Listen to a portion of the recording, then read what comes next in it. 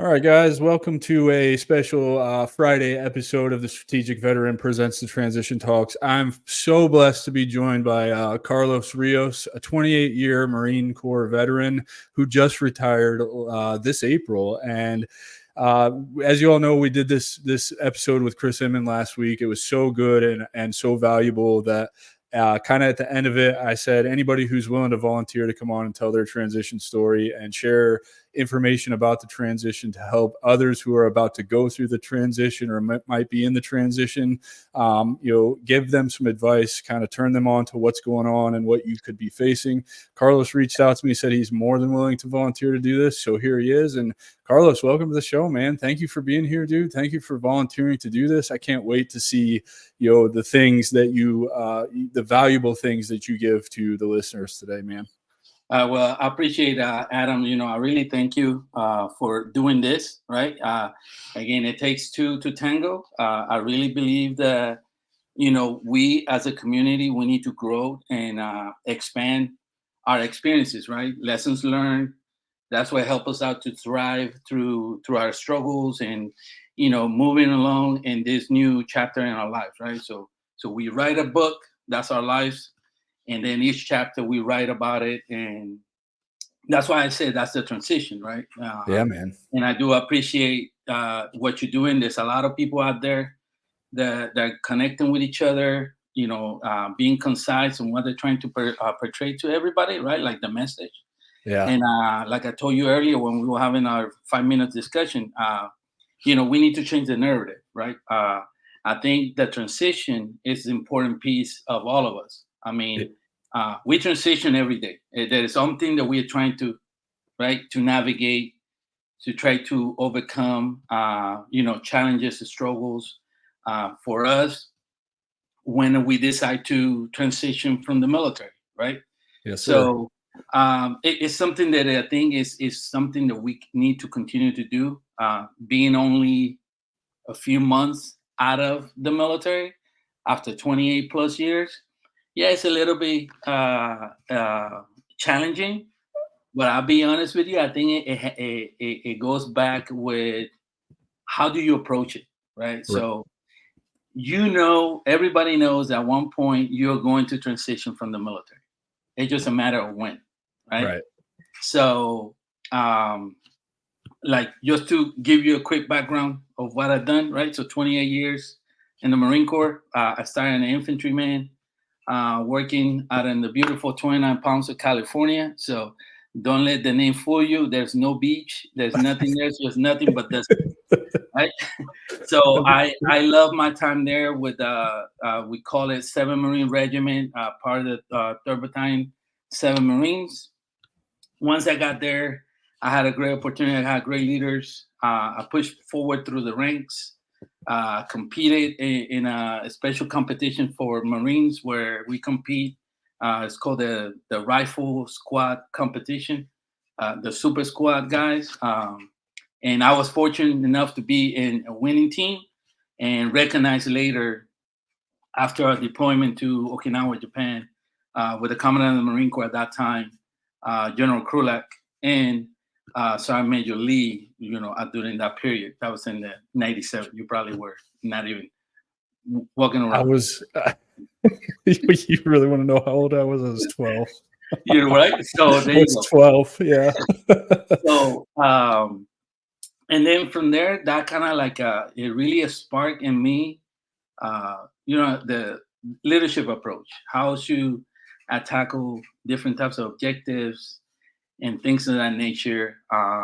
Then later I got to work in Quantico. I was planning to get out, and then that decision changed my life completely because I went to Quantico.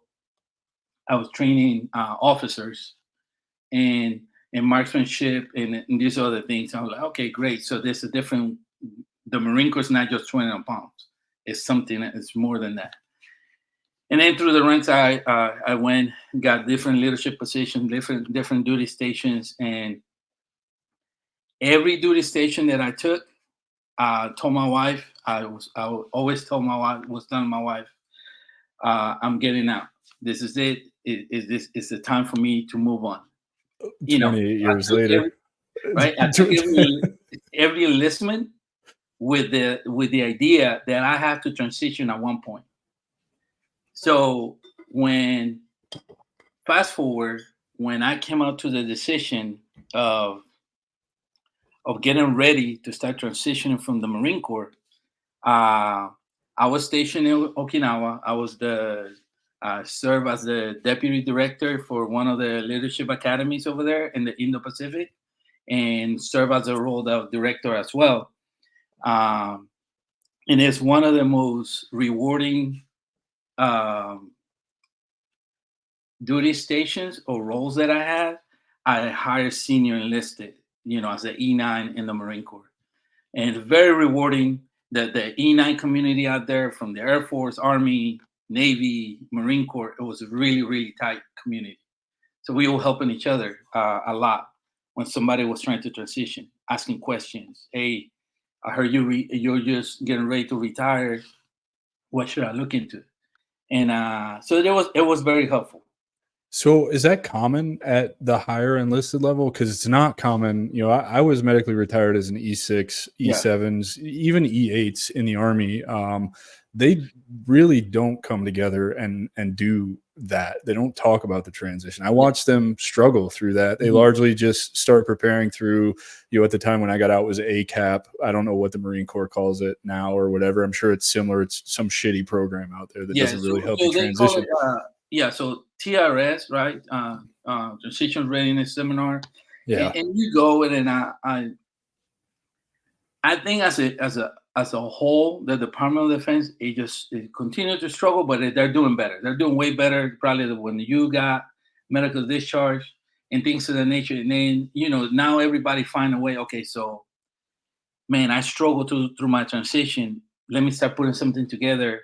Let me talk to somebody, which that is great, because the more resources we have out there, the better. Yeah.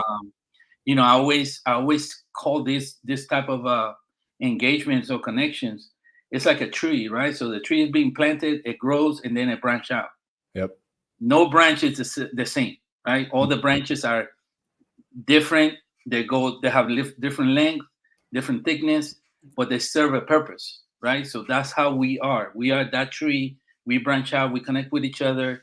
We continue to give different insights of, hey, this is how I experienced this portion in the Marine Corps, right? I discussed with some of the young Marines when I was getting ready to retire that I saw them growing up as young private first class, and later on as NCOs, and now staff NCOs with us. And I always share with them that you have to have a plan, Yeah. right? The transition is about what is the plan. Not just have the plan, but also, like, have the information. So what is it that I'm trying to me, honestly, was one moment. I was stationed in Okinawa, like I alluded in the beginning, and my son asked me a question. My son was 7 at that time, and he said, "Dad, when are you retiring?" He asked me that question. And we're in Okinawa. We loved it there. Well, I mean, we're trying to go back over there at some point, because the beach, the atmosphere, the interaction with people, I loved it. And my son loved it. My wife loved it. We fell in love with the place. Anyway, my son asked me, "Dad, I want you to retire soon, because I want us to have time so we can build some memories. And if I decide to have a family and have kids, I want to tell my kids my experiences with their grandfather." He said that at 7. Dude, that's a gut punch. Oh yes, Oh, right. So particularly because now you're like, I imagine how you felt about your Marine Corps career, or else you wouldn't have done 28 years, right? So now you have your 7-year-old punching you in the gut with like, I want to make memories to share with the next generation of Rios. yes. That's tough, man. That's tough. So right. So it's the moment, right? So I always say there was my retiring officer, uh, Colonel, just retired recently, Colonel Gil Juarez, that I will probably ask him if he was willing to do this. He is. I love that man. That man is like a great commander. He was a great commander, a great human being, great dude. So he shared with me that there is a book called Transitions where, there's a moment in our lives, and you might have more than those moments, but you're gonna have a moment in your life where everything is gonna be silence around you, and it's gonna be clear, right? So that moment, the day that I'm sitting in front of Colonel Juarez at that time, and they're reading uh, my retirement certificates, all these things, the letters. I retired out of First LAR Light Armor Reconnaissance unit after infantry. I turned into a Light Armor Reconnaissance Marine, and I'm sitting there and I'm listening to him, and I recall that what he mentioned about transition, that moment of silence where everything's going to be clear. It's the moment that you're going to say, okay, this is when it starts. Yeah. And I'm sitting in front of him. We're facing each other. And he says, it's real now. And after that, I didn't hear nothing. I mean, our camp it's all nothing but reconnaissance guys there. It is a recon Marines, Light Armor reconnaissance. There's always helos flying. It's loud. I didn't hear nothing that was going around. Nothing. And all I saw, it was my 28-year career in Yeah. that moment. And that's when I realized, okay, so this is not bad. Now let's just start moving forward and pick on what I left put on hold before I joined. You know. Yeah. So Uh, what did you when you after that moment, right? mhm, That because I remember that moment too. It's like for me it was a little less lackluster. I had to go to Waller Hall at Fort Lewis. Just pick up my retirement certificate mhm, and my D 214 and my orders, and nobody read anything to me or whatever. But as I'm walking out of Waller Hall, I had the same thing. And Waller Hall is right next to the airfield. 160th's always out there doing some kind of flights or whatever. It's really loud as well. And I didn't hear anything either. It just like whole career kind of flashes before your yep. eyes. And then I just remember feeling completely lost. Like, what now? Did you experience that? Oh yeah. I like so my ceremony was April 29th. I joined the Marine Corps April 2nd, 1996. So April 29th, this is it. Uh, April May 1st it hit May 1st. That's my first day actually officially. And I remember woke up and I'm looking around like, okay, what I'm gonna do, right? Uh I will tell you this, Adam. I I took a different approach that most people take when they do transition. I made the decision that I wasn't going to seek employment. I made the decision that I was going to take time for me to decompress. I think Like, that's an incredible decision that you made, yes. and I wish I would have set myself up and had the foresight to actually do that Mhm, as well, because instead I just hung on to the, well, what now? I don't have to do PT anymore, so that opens up a whole nother can of worms. mhm, I never I just jumped straight into, because when you get medically retired, they pay in arrears. So basically I had 90 days with no money coming in. And wow. let's be honest, as a GWAT guy who deployed 4 times, who honestly didn't really give a shit about financial, literacy, and Yep. I was always thinking like I'm probably not coming home from the next one. You know what I mean? So Yep. so I Yep. didn't put money away or anything to be able to do that. So I was focused on, okay, what am I going to do now? And that brings a whole nother set of challenges, because largely as an infantryman, what you're qualified to do, or if you don't know how to translate your skills into a decent resume, you're probably going into some kind of sales or retail space or whatever, which is exactly what I did. And that's kind of miserable because you feel Mhm, like it's beneath you. You know what I mean? So I, mhm, I agree with that advice. I think it's extra important to take some time. And I've actually talked to a couple of different veterans via LinkedIn here since I started doing what I'm doing who are like, I have the money put away that me, my wife, and my kids can take an entire year off and just rediscover who we are and what we're Mhm. about. And I'm so glad you bring that up because it's so important. Yeah, I think one of the things that I always said is, you know, it's an opportunity, right? Marcus Aurelius says something that when you arise in the morning, right, and you're just paraphrasing, he said, uh, it's a privilege to be alive, right? And because you get to breathe, you get to think, you get to enjoy, and you get to love, right? And that is the peace that we need to have, right? Transition and navigating transition is your own. That's we all going through the journey. That is a journey that we all going to step in, regardless if you're in the military, you're not in the military, changing careers. That is going to happen. That is part of life.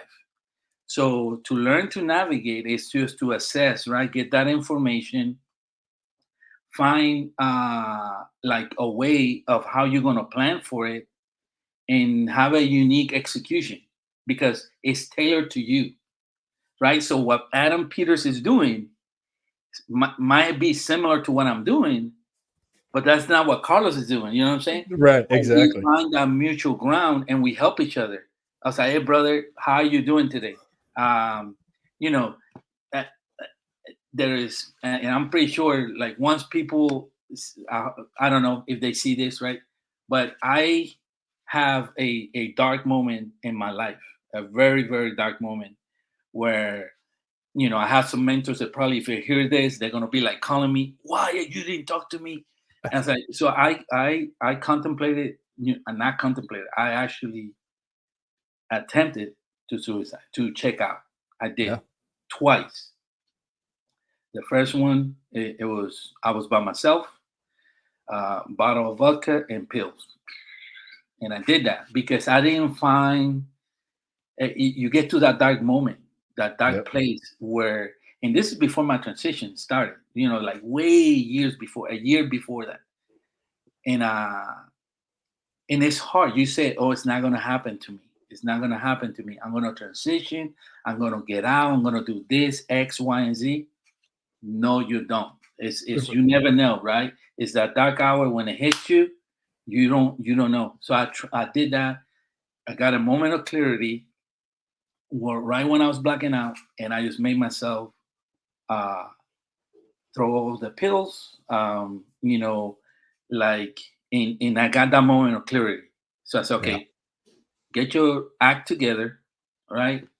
And let's no more, excuse my friends, there's no more fuck around. You gotta, get your ass together and let's do it, right? So I did that. The mistake is that even though I knew I was going to transition from the military, I wasn't seeking help. Right. That Well, was my so problem. let's explore that for a second Mhm. because I'm willing to bet with you coming in 1996, I came in 2003. So I got to my first duty station roughly between 10 days and a month after they came home from the invasion of Iraq. So life Yeah. for me as a private was awful. But one of the first things I noticed was guys that were struggling with combat related mental health issues would talk about it openly around the platoons, the squads, the teams, whatever. But you would suggest, like, we're the army, we've got resources for that. And they're like, no, you don't talk about that. That makes you a weak man. Yeah. That will end your career. So, was it the same experience for you throughout your career? Oh, 100%. There is this myth that and again, I'll take it with very carefully, right? Because again, it's not me saying, well, we have this mentality of pushing a narrative of masculinity. Like you have to be a Spartan, you have to be like, a Superman.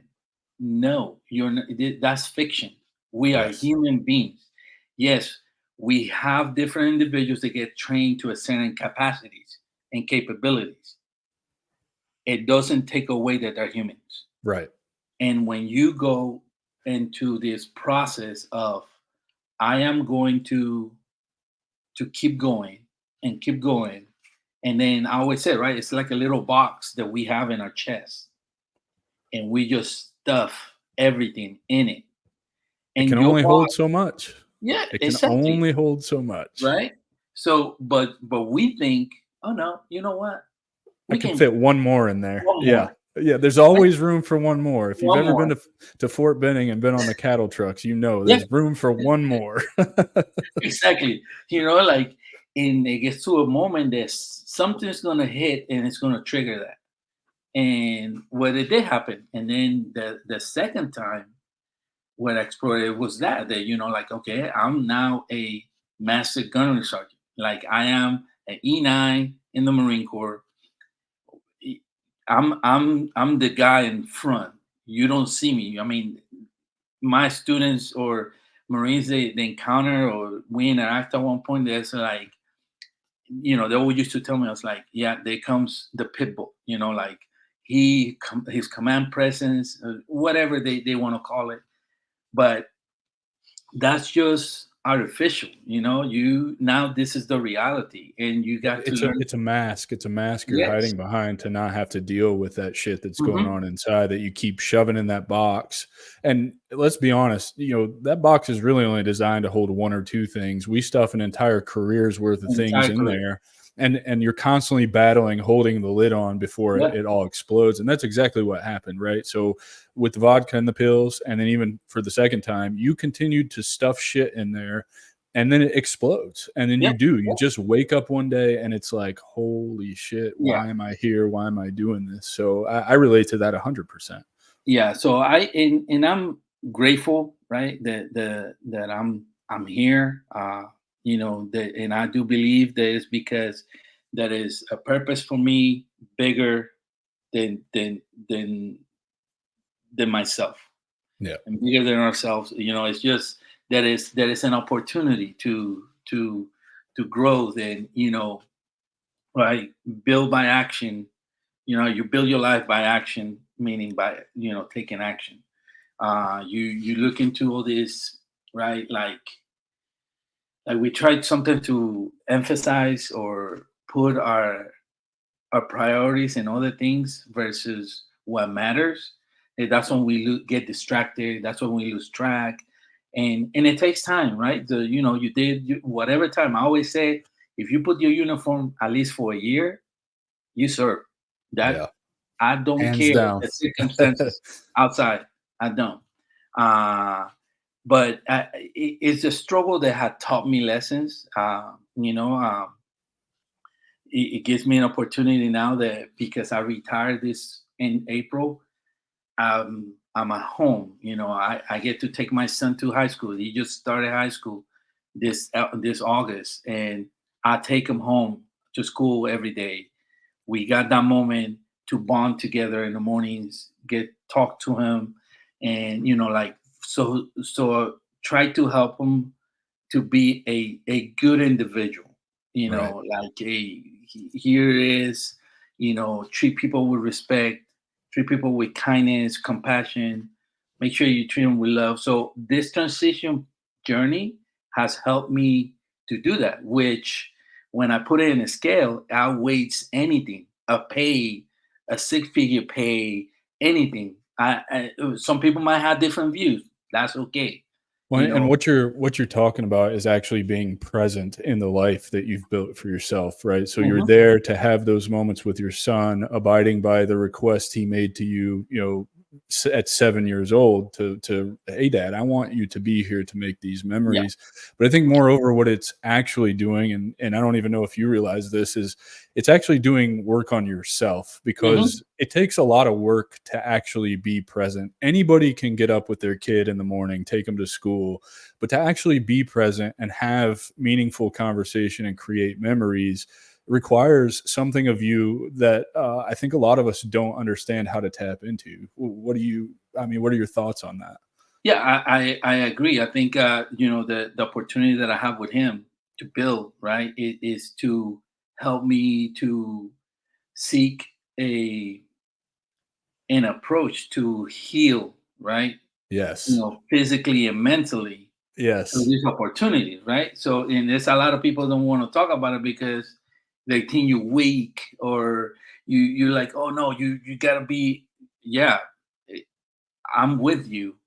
But Yeah. in my journey, right, as a transition, this is what is helping me, right, to Right. get, work on my body, work on my mind, work on my soul, right? So combine all those three things and build that foundation, right? Those pillars that are important, right? I always say, don't compromise your values or your character at any point. So why I'm gonna compromise when I get offers? I got offers like, hey, I really like what you people that I know Yeah. that have offered me job opportunities. And I say, I really appreciate with the bottom of my heart, but I have to say no. Well, Because and what you're saying right now, sorry to interrupt no, you no, and no, stop you're you good. because this is a really good point, and this is something that I think really is where we get it wrong as veterans who transition. You said you have to stick to your beliefs and your values and what aligns to that, but at some point you had to sit down with yourself with all that uncomfortable shit you were shoving in the box and deal with it in order to understand what are your core beliefs and Mhm. values. So moreover, when you did that, it allowed you to be more present with your son. And what's even better about that is now you're actually raising your son in a way that he's going to be able to avoid ever shoving a bunch of shit in a box and Yeah. not dealing with it. And I Yes. think I think that's some powerful stuff. So my question for you is, how did you sit down and really discover your values and beliefs and outside of the Marine Corps? Because that's the big breakdown, right? Is Yeah. getting out of whatever branch you're in, you're spending, in your case, 28 years, in my case, almost 13 years from age 17 to 30 for me, in this fixed mindset, be the best infantryman I can be Mhm. at whatever duty station I'm at to defend the country or go to Yeah. war in our case, right? And you lose that immediately as soon as you sign out of your unit and you're on the road, whether you're on terminal leave or whatever. That's completely gone. You don't have that anymore. And where we make the mistake is we hang on to that as who we are. We don't ever Yeah. sit with ourselves to explore, who am I without the Army, and what does that look like for me? So when did you hit that point, and how did you kind of tackle that? Because it sounds like you've actually done a lot of work on that. Yeah. So I would say I went to once on my last incident when I was like, I said, well, I'm gonna check out completely. Yeah. Uh, I seek medical help. I went and talked to a medical officer. He introduced me. I already knew about the program, but I always was hesitant. And it's called Intrepid Spirit, where you get referral to there, and it's a whole program. I was in the program, I believe, for I want to say almost 6 months, in and out. Right, I would go home, go to work, but I had my appointments. That was my priority, and having discussions with my therapist. That's when I find out that I, being in combat and got blown up a couple of times, but because physically you feel like, yep, nothing happens to me, I'm complete, Yeah. everything, but there is other things that rattle inside you that you don't know. Yep. And that's when I realized, they did an MRI and said, hey, you have something missing in this dark spot. It shows here you got blown up. You get, so I got diagnosed with a TBI. So, Right. and that kind of gave me clear view of, okay, this is why I'm acting like this. And then with that, I sat down after through the process. Once I finished the my last appointment, I got discharged from my seeing them. I sat down and I took notes and I wrote down. I said, okay, so I know I'm going to retire out of this unit, Yep. and that was in 2023. So in the Marine Corps, you have to. I'm pretty sure for a lot of individuals it's the same. So we used to get 14 months. Now we got 18 months to request retirement. Right. So at 14 months, I requested retirement, and that was my window. I sat down every day and I wrote down, okay, I'm going to do this before I get out. So I did most of the things that I did, medical reviews, in preparation for the VA, you Yeah. know, Yeah. uh, appointments and everything else. I did a lot of it in the beginning, like when I was still on active duty, and that Bravo, helped me. brother, because No, nobody is really doing you're the outlier in this situation, yeah, and no, I think that if it was my book, right, and it's something that now that I'm retired, I'm happy that I can write, and I really don't care what some people are gonna tell me. Oh, you're a master gunner. Say no, I'm retired. My name is Carlos. I'm not master gunner. No more.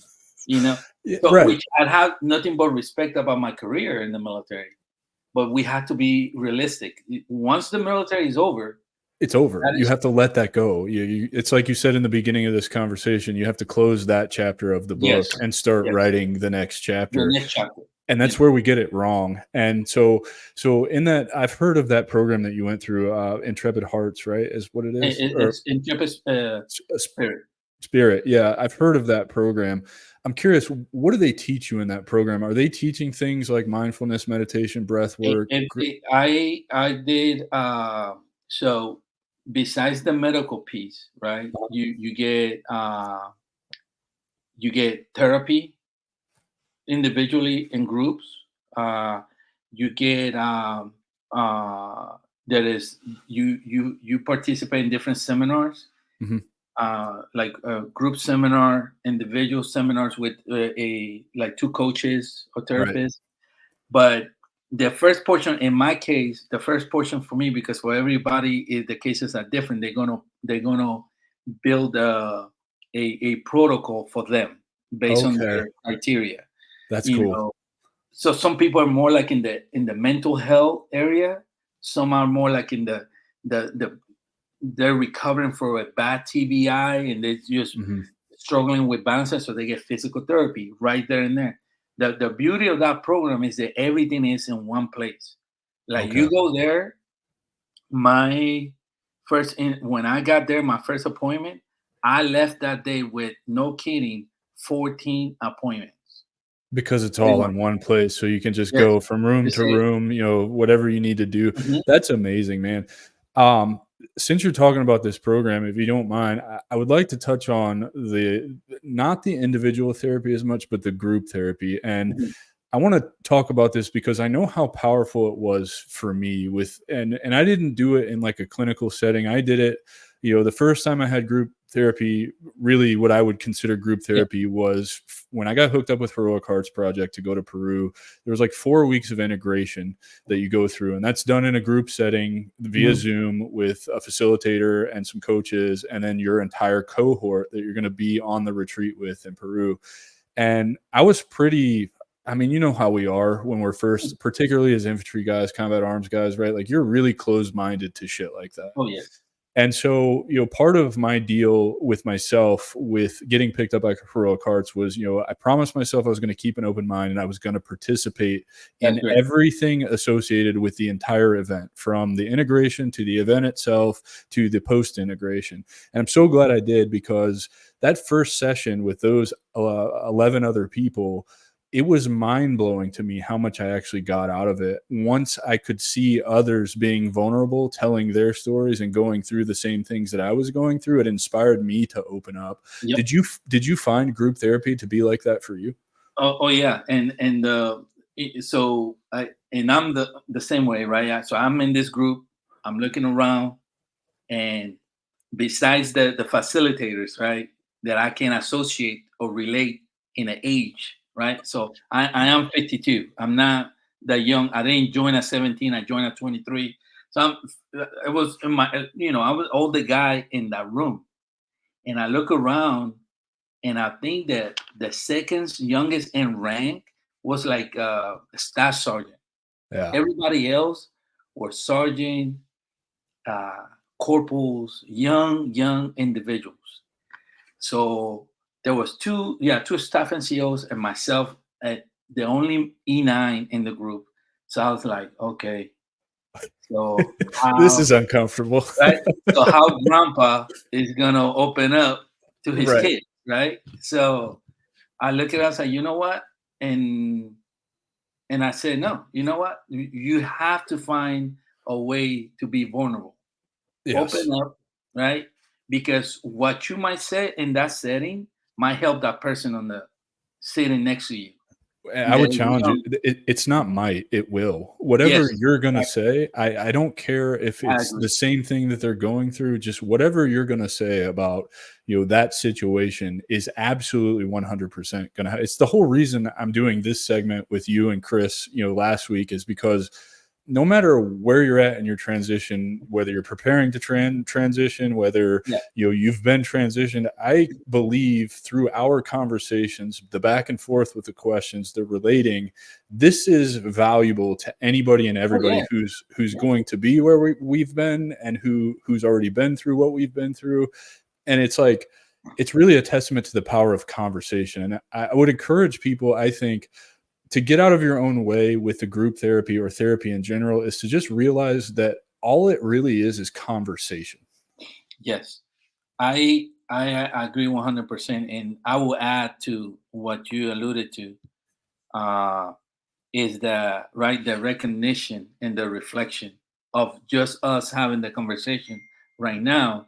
It resonates on us, right, in our previous experiences, and then we see how we have come, like, Right. you Exactly. know, so to our testimony, and which it could be somebody else's testimony, and Yes. right, and just spread out through like a wildfire. And that's Yeah. how I see it. I think I really believe, right, that once you serve, you still have a commitment and responsibility to continue to serve in a different capacity, which to me is better now because you don't have the uniform holding you back. You don't have UCMJ. Now you can, okay, brother, you know what? It's okay for you to to have tears coming up. It's okay for you to do feel this way. Yeah. Let me tell you about my experiences, and let's try to to see how similar they are. Because I bet you anything that they are similar.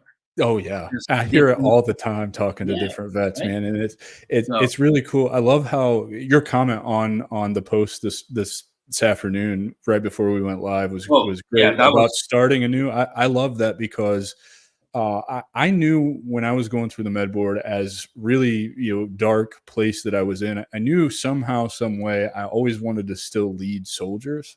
Mhm. And if you look now, it's so funny because now not only am I leading soldiers, but I get to lead everybody from the military, which is really freaking cool, man. And I encourage anybody, like, this is not just something that I can corner the market on. Anybody can do this. Yeah, Anybody who really truly genuinely wants to help brothers and sisters transition out. There's a few others that are doing the same thing I'm doing on LinkedIn. They have their own ways to do it. And that's what makes you unique in it. So yeah, don't think that it's saturated. I am one person, I can't help everybody. yeah, Carlos is one person, he can't help everybody. The other people doing the same thing on LinkedIn, helping veterans transition better in their own ways based on their own experiences, is really all you need. And it's building a community and this resilience in our community to stop the black hole, or the oh yeah, transition hole, as yes. I call it. And so you're absolutely right, man. It's just so great, right, to begin again, to really start a new leadership journey and Hmm. have fun with it, and Yeah, and really feel how it like fills your cup up to just know that you had a small part in helping someone move a little bit further out of that transition hole. yeah. I think that just to add to what you just mentioned, right? We had different types of characteristics and skills that we bring to the table, and one of those skills is that we're adaptable, right? Yes. We can adapt to anything. So if in this new chapter you can take that, right, adaptability, and we become adaptable to where we are right now, brother, your credibility, your capabilities are going to outweigh the circumstances, and you will be a resource to somebody else. And then that person also is going to become another resource to somebody else. And I'm pretty sure somebody's listening right now, probably taking ideas, say, "Oh, I'm going to build a business on this." Well, fine, you go and do that. But at the end of Please. the day, right, is just getting out of the stigma. The the veterans are broken. Yes, we struggle. Yes, we have a bad day. Who doesn't have a bad day, right? But we have a very positive view on things because our adaptability, how adaptable we are to overcome obstacles and face challenges head on. That's Yeah. the beauty of navigating transition, is you get to reflect and what matters most for you, right? So if you have a family, it's for you and your family. If you aren't by yourself, what matters more to you, and how you to overcome those challenges, right? How to reconnect with your family, with your friends, how to, find meaning and purpose, and, how to connect or find that tribe or that community that's like, okay, that's us right here. So Yeah. simple. To me, it's simple. Okay, community, thrive, tribe. Okay, that equals veterans. And then from Right. there, anybody else outside that, I still go and extend my hand. Hey, how can I help you, brother? It's You just, know, let me help you with this. and there's That's it. something because in that comment, right, you said like there's something to being of service to others, and I agree with that a million percent. Mainly because I've reflected on this a lot. We all have stories that we tell ourselves Mhm. about why we joined the military, and while I think there's an element of truth to that, for me, I wanted out of small town America. I wanted to see the world. I wanted to travel. For others, it's for college money. For others, it's, Yep. whatever, to go to war or go to jail situation. I don't know. But ultimately, what it comes down to is I believe on a subconscious level, we were all called to serve something bigger than ourselves. Yes. And so, if you can sit with that for a minute and really explore your time in service and understand that that's what you were doing, you were serving something bigger than yourselves, you get out and you reflect on it, you can start to build something that is in, or do something, find a job that is in service to Mhm. others. And I think that's kind of the key, right? Is being that servant and finding ways to serve your Yeah. community. I think any thoughts on that? Oh, 100%. I will tell you this, right? So I'm a bona fide resident of the island of Puerto Rico. So I was born in the island of Puerto Rico, right? So if you didn't tell because my accent, well, now you know. So I was born in Puerto Rico, and I went to school. I played baseball out there, right? So Puerto Rican, might But as you well were put a good as glove in, shit at right? baseball too, weren't you? You So and I was like, okay, so I'm gonna be in the Marine. So I'm the only Marine in my family. And my father was an Army. My brother, my oldest brother from my dad's side, he Army, 101st Ranger, Green Beret, retired. I was like, I'm not even gonna get close to this guy, you know. So he was phenomenal. And I joined the Marine Corps, and I started doing my serving. Went to war, came back, back to war, did my deployment, did what I was asked for me to do. Yeah. And the reason why I said that the commitment and service goes beyond our call to duty is that a lot of people. So as a resident of Puerto Rico, I wasn't able to vote, right? Mm, So I wasn't able to vote. And that probably somebody would have said, "Well, why are you serving then?" I was like, "Because I believe in commitment to service. I do.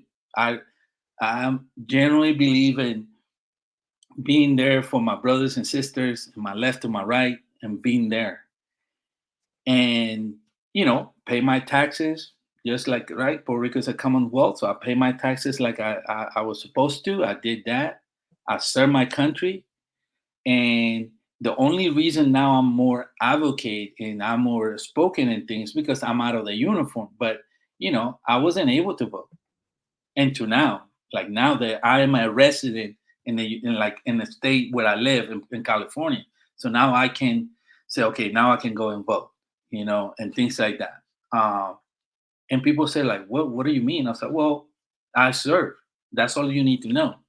right. Like, so when it comes down to driving politics or anything, brother, I served the military honorably because I really believe in how it is to be a patriot, meaning sacrifice, put your dreams and life on hold for the sake of others.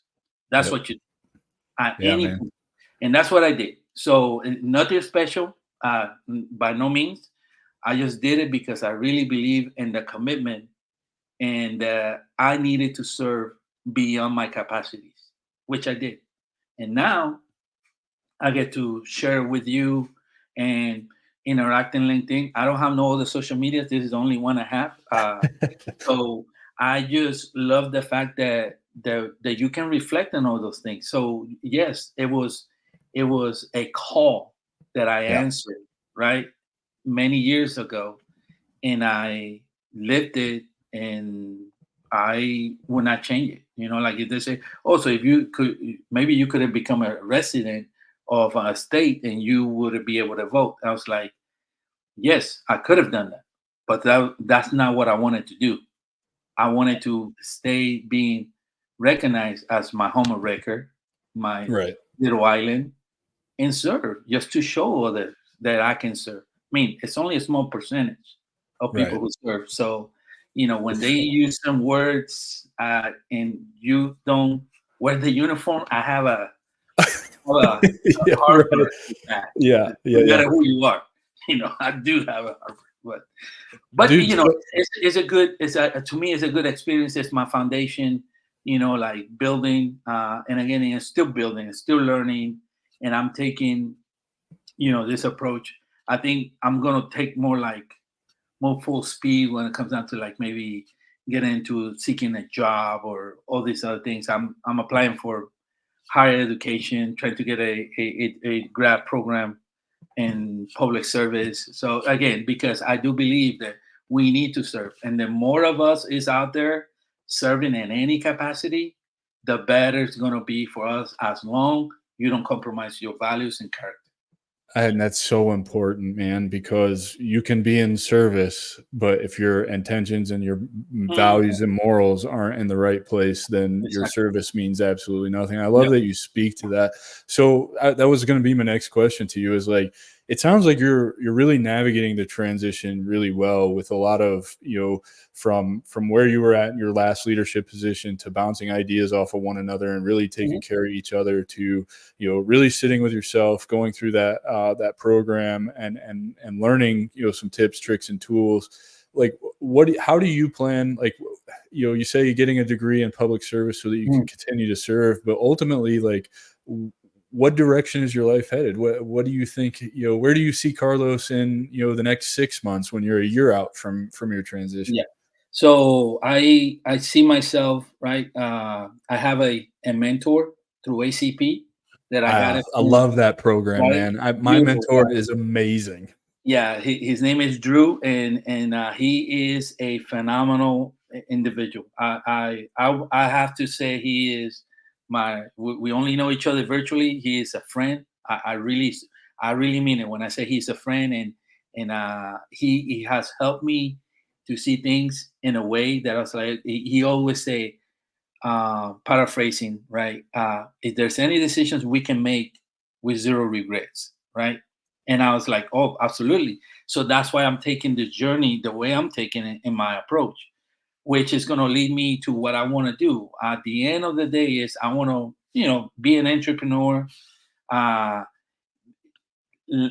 Perhaps being in the areas of executive leadership, coaching, consulting in that area, but on my own. I'm willing to seek opportunities, in consulting firms and everything, so I can get my feet wet in that area, because it's different when you're in a corporate world. Well, I would argue I may or may not know of a space where you can learn how to do that stuff without having to go to corporate America. Shout out Stronghold. I know.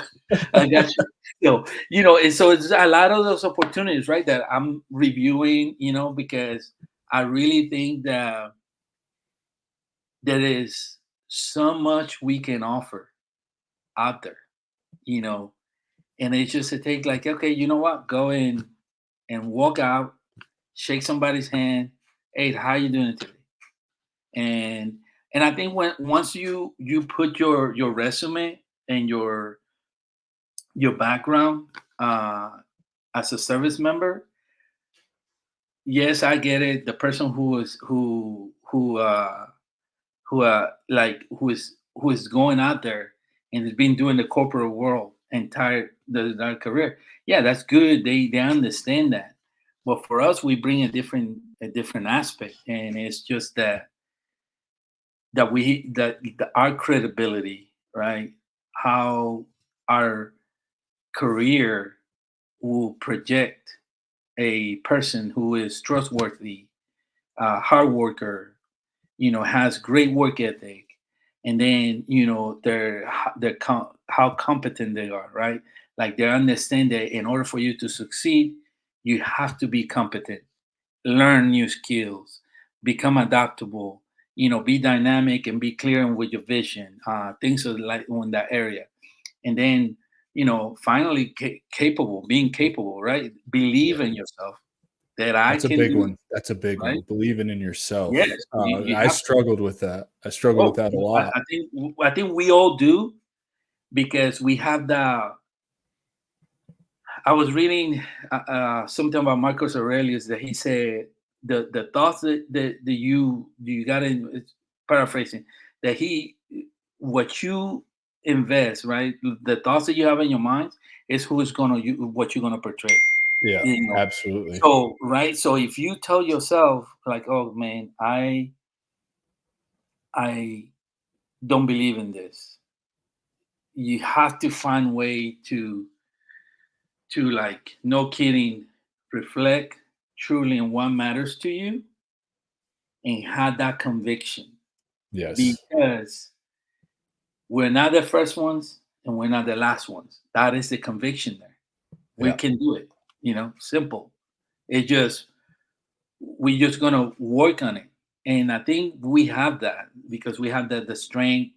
We know we are, overachievers. We can do that, And we so. can and in that we can set the foundations because we Mhm. know we're not the last ones so that the ones that come after us don't have to have it as bad as we Exactly. we had it, right? Like, I think back to 2015 November when I was retiring and how much different my journey looks than even just your journey from Mhm. April to now. And it's like I wish somebody would have been there to set that foundation for me to follow Yeah. along too. And I think it's so important. And you're absolutely right, man. It's so And that's great. that's that's one of the things that I do. If I connect with somebody, I tell them on my messages. I was like, "Hey, I see you going through Allegiance Vets, right? It was the skill bridge that I went to, and I connect with a lot of people. I finished the skill bridge in April, and I'm connecting with people that are going through skill Yeah. bridge now. And I tell them, I was like, look, if you have questions about how to transition, let me know. Right. Or, hey, I know this person that has a good program on how to transition. I don't know if he's going to charge you. I don't know X, Y, and Z, but if you just have questions, just let me know. At the end of the day, I'm not, like I know there's some individuals that like they have a service and there's a pricing in there. I get all that, but me, I'm okay where I'm at right now, financially. Not that I'm oh wow, no, I'm okay. I'm comfortable. Right. So it gives me, right, certain conditions, right? You set yourself, set conditions to do what you love, and I love helping people. The Marine Corps taught me for 28 years that even though you are a hard charger, you can help people. I remember being you know, uh, in Iraq, participating in major operation, Phantom Fury, Fallujah, and then I see in 2005 we participated in different operation. Those operation still current that I remember because we lost a couple people there that were dearly needed, close to my heart, but we set conditions and set security for the Iraqi people to have the elections the following year. I was And there when that seeing happened. I them, remember that. right, in '06, seeing Yeah. them like with their ink, and they were happy, and they was like, and I was like, wow, whatever you want to believe of it, right? Like, because later on, of course, Right. but you did something for them. Yeah. To me, that outweighed everything else.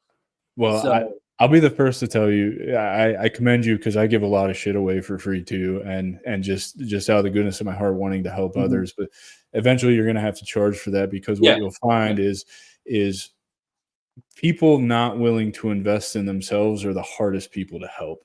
yeah, And I don't say that with malice or anger or anything like that. mhm. It's just a fact. If you're not Yes, willing to invest in yourself, then you're not willing to take the information that I have and apply it correctly to yep, make your life better. And I think you've probably run across some people or helped some people like that that just, you try to meet them where they're at and they just aren't where they should be to be able to implement the things, or they yeah, just won't implement the mhm, things. and yeah, and so, oh man, Carlos, dude, we're running out of time. I really yeah. appreciate Appreciate you it. being here today. I want to give a shout out to you for being here to do this. I want to give you the opportunity, kind of on the fly here, to think about if you know anybody who's transitioning that would be willing to come on here next week and have this same conversation with me. I think I want to start getting the guests to nominate somebody else, because I've been making the call to action all week, but nobody's biting on it. So maybe, somebody from your network will see this, and if you want to nominate somebody, that'd be great. If not, we're going to do this every Friday as long as I have one veteran that can come on and is willing to be vulnerable, tell their transition Yeah, story. So this is your call to action for those of you that are listening, for those of you that will see this later on YouTube and through the podcast host. Please reach out to me, DM me. I promise you I'm a friendly guy. I respond to all of my DMs. I respond to all of my comments. Just ask Carlos. He'll tell you. yes, I genuinely don't want anything out of this other than you to come on and help your fellow brothers and sisters live better lives in the transition. So if you're willing to do that, reach out to me. I think Carlos is going to nominate somebody. I'll reach out to them. If you know of somebody. yeah. I again, I'm probably he's gonna be like, no, what are you doing? But I will say, if there's a person that you can gain a lot of it is in from this person, learn from this person. I would say it's my retiring officer, Colonel Gil Juarez. I can reach out to him and ask him and see what his availabilities are. Maybe not will be right away, but he will. I'm pretty sure. And again, I'm speaking on his behalf, and he probably was going to text me. I was like, That's "What are you fine. doing?" But That's it's fine. fine. But Tell him he is. if he's on LinkedIn, I'll reach out to him myself. I don't Yeah, care. no, no, no. And He is a genuine person, like really awesome. genuine, and he really loves people in a way that I do, and I think you and anybody else will benefit to hear him. Very meticulously, very articulate, very good I love it. resource for anybody. I love it, brother. Dude, tell everybody where they can connect with you, reach out to you. You said the only social platform you're on is Yeah, it's LinkedIn? a LinkedIn. We are connected with Adam. So if you're in Adam's network, you can reach out. Carlos Jose Rios, and we can connect. I'm more than willing to connect with anybody, share my views, perspectives of life, anything. If you just want to have an informal call or anything, let me know. I do it all the time. I've been connecting with people, and I appreciate Adam for having me. I really appreciate this, and let's just keep thriving, brother. And Yeah. Yeah, man, spreading the dude, gospel. means the world to me. Thank you so much for being here. Ladies and gentlemen, I give you Mr. Carlos Rios. And let's not forget the Stronghold membership reopens on October 1st, creating a lot of value. If you didn't see my post today, you should go check it out. We're doing some really awesome things in there, things beyond even my wildest imagination, with really helping veterans out and understand what's going on with themselves and their business. So love to have you in that community to create more value and just help heal our brothers and sisters. Carlos, again, thank you so much for being here. And as long as I've got another veteran, we'll be here next Friday doing the same thing for another rousing episode of Transition Talks. Thank you guys so much, and we'll see you next week. All Take right, care. take care, buddy.